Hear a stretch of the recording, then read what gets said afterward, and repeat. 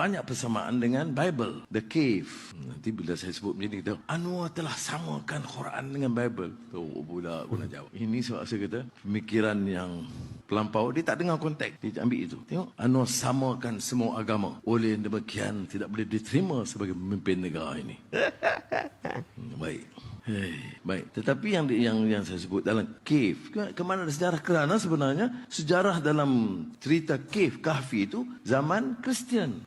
Tetapi diberikan nilai yang baik bahawa ada pemuda-pemuda masa itu Kristian. Jangan lupa. Kadang-kadang, tapi kalau saya kupas begini, orang Kristian kan senang kan? Kita gunakan dalam Quran kisah sejarah di zaman Nasrani, di mana anak muda itu diselamatkan kerana prinsip mereka yang kental. Akan kuceritakan kisah yang sebenarnya. Apa cerita sebenarnya? Innahum fityatun amanu bi rabbihim wa zidnahum huda. Anak muda dengan keyakinan mereka, dengan iman mereka, Allah tambah petunjuk kepada mereka. Mengapa? Kerana ini soal nilai, soal prinsip. Dia tidak terpukau dengan kuasa dan kezaliman, dan penindasan dan penipuan, porak-poranda di luar. Dia pilih untuk selamatkan diri mereka kerana terpahat dalam hati sanubari mereka. Apa dia terpahat? Warabatna ala qulubihim. Pahat di hati sanubari mereka hanya keyakinan dan kekuatan Allah yang menjadikan langit dan bumi. Saya tengok kalau jaki mangguk, saya selamat.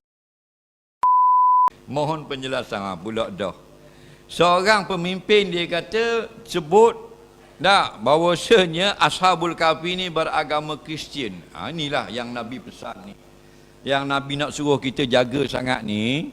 Nah, selama ada ulama, kita dekatlah dengan ulama. Kejar ulama. Duduk sama dekat dia. Alaikum bi majalisil ulama. Selalulah kamu duduk dalam majlis ulama. Apa? Nanti dah tak ada ulama, orang akan ikut orang jahil. Ini contoh ni. Ashabul Kahfi itu orang beriman, orang mukmin. Dia kata kafir, Kristian. Kristian tu agama baru, kafir laknatullah. Bang, mengkafirkan pemuda Ashabul Kahfi. Sesat tak? Kalau orang percaya ke dia, sesat tak? Ini yang dikatakan pemimpin-pemimpin jahil yang nak menunjuk pandai. Kerana apa? Kerana kita sudah tidak herakan alim ulama. Nampak? Innallaha yaqbidul ilma biqabdil ulama. Nabi kata jaga. Allah Ta'ala ambil ilmu kamu dengan matikan alim ulama. Akhir tinggal siapa bila tak ada ulama? Tinggal orang jahil. Bang, Nabi kata ittaqazan nasu ru'usan juhala. Bila dah tak ada ulama, orang tak peduli lagi ulama, orang ramai akan ambil pemimpin itu orang yang jahil, orang bodoh jadi pemimpin. Bila dah orang pemimpin ni orang bodoh, orang jahil jadi pemimpin, mereka bercakap tak? Cakap dah, cakap dalam TV, cakap dalam internet, cakap dalam radio, cakap luar negara, cakap dalam negeri. Dah dia pemimpin. Faham? Pasu ilu, lalu orang tanya macam-macam, orang suruh dia bercakap. Fa'aftau bi ghairi ilmin. Nabi cerita ni, lalu dia bercakap tanpa ilmu. Macam ni tak ada ilmu ni. Bila dah bercakap tak ada ilmu, rakyat semua dengar, fadallu wa adallu, maka pemimpin ini sudah sesat dan dia menyesatkan pula rakyat yang percaya kepada dia. Jelas lagi? Ini ayat Quran. Ashabul Kahfi ni siapa? Pemuda-pemuda yang beriman dengan Allah. Allah sebut dalam Quran, innahum fityatun amanu bi rabbih. Betul tak?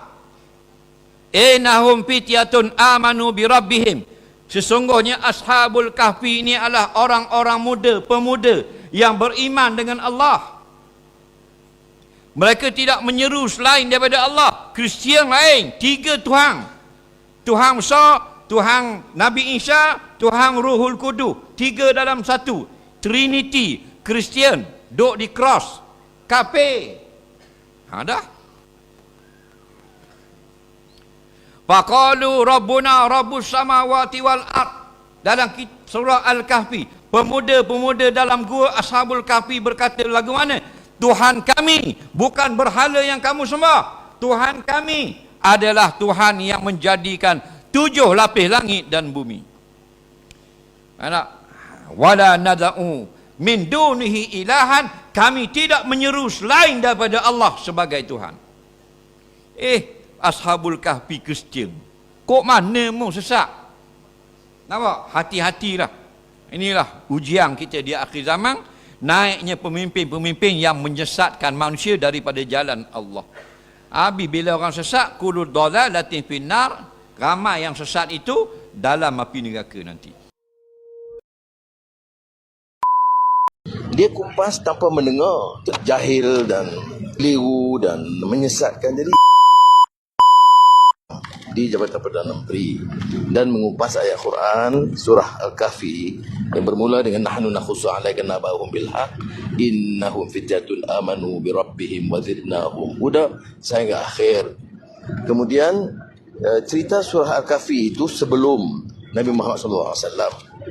Jadi saya sampaikan bahawa pada masa itu sistem dan kerajaan dan raja yang zalim itu, penyembah berhala, ditolak oleh orang beriman, termasuk 7 pemuda ini yang kemudian berlindung di gua. Saya kata ada juga cerita yang disampaikan oleh golongan Nasrani dalam bidang itu. Dan pada masa itu tentunya mereka ini mengikut, kalau beberapa kitab tafsir, penganut agama Nasrani, itu kita sebut sekarang Kristian.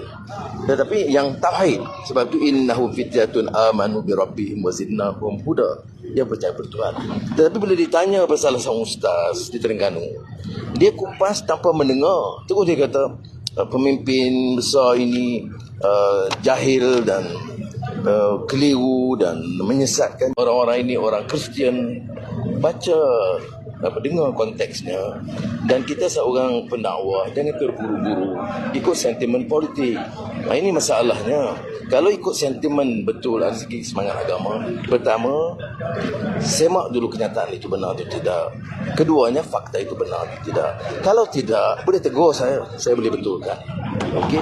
Nah, ini sebagai peringatan supaya jangan ada, sebab saya kita sebut golongan Nasrani, mana ada? Tak betul.